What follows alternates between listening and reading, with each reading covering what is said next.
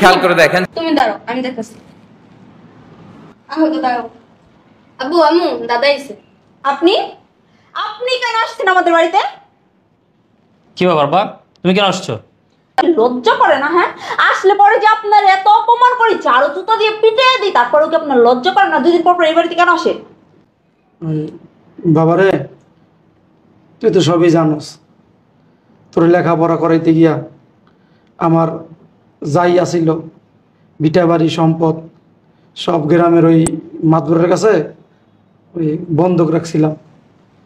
মাতবর আজকে বাইতে আইয়া আমার যাত্রা করে অপমান করছে আর কয়ে দিছে যে আজকের ভিতরে যদি টাকা না দিতে পারি তাহলে আমার জায়গা জমি ভিটা বাড়ি যা আছে সব লইয়া যাবো।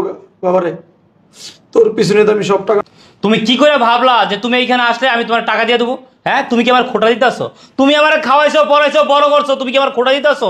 আমার পড়ালেখা করছো, তোমার ভিটা বাড়ি সবকিছু বন্ধক দেয়া, এখন কি তুমি আমার খোটা দিতে আসো? এইটা তোমার দায়িত্ব ছিল, আমি কোনো তোমার টাকা পয়সা দিতে পারি? রাস্তা রাস্তা থাকতে হইব, ঠিক আছে? তোরা ভালো থাকিস। দাদা দাঁড়াও। বেশি পাকা পাকা কথা বলা শিখে গেছিস তাই না? ছোট মানুষ ছোট মানুষের মতো থাকবি। এই ভিখারিকে একটা টাকাও দেওয়া হবে না।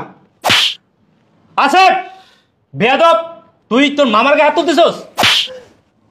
কি রে, তোর এত বড় সাহস হয়ে গেছে? হ্যাঁ, তুই তোর মামার তোর বাবার গায়ে হাত তুলতেছস? কত বড় সাহস তোর!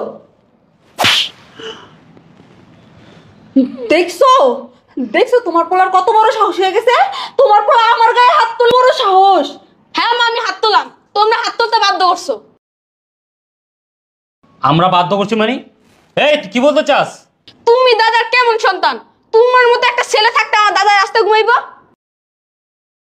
দাদা তোমাকে মানুষ করতে গিয়া দাদার জায়গা জমিন ভিটা বাড়ি সব বন্ধ রাখা তোমাকে পড়ালেখা করে মানুষের মতো মানুষ করছে।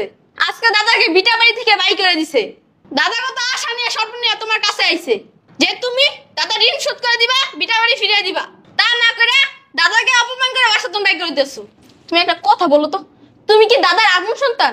আমার তো মনে হয় না। তুমি যদি আপন সন্তান ওই থাকতা তাহলে দাদার লোকে এই ব্যাপারটা করতে পারতা।